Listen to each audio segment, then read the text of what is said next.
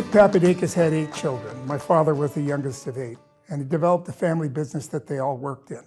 My mother's father had a small market in Los Angeles called the Bluebird Market. And, he was very well liked in his neighborhood. He had 3 girls. Nick Papadakis, who had a son, his youngest son, my father, Tom, who came back from the war, he wanted that son, Tom, to marry a Greek girl. A couple of his sons had not, and it was disconcerting to him. So he implored his son to go to church with him. So he went to church and he saw my mother. My mother was singing in the choir at the time. I sing in the choir at St. Catherine's Church in Redondo Beach, so the choir is an important thing, especially to Greeks. They got to sing. Anyway, he saw Angie and said, "That's the one, I want her." My father's father said, "No problem, I know her father."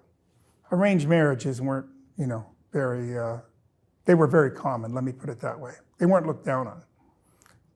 They were looked up on. My father's father went over to the Bluebird Market in central Los Angeles and saw John Lampus, my mother's father, and he said, "Give me your hand, John." He said, "We're going to be related by marriage."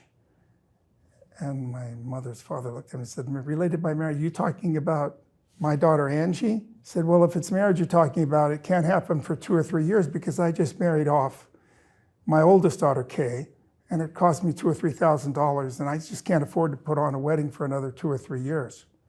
And he said, well, Nick Papadakis said, "Well, if money's the problem, I'll pay for the wedding." He said, "Take her, she's yours."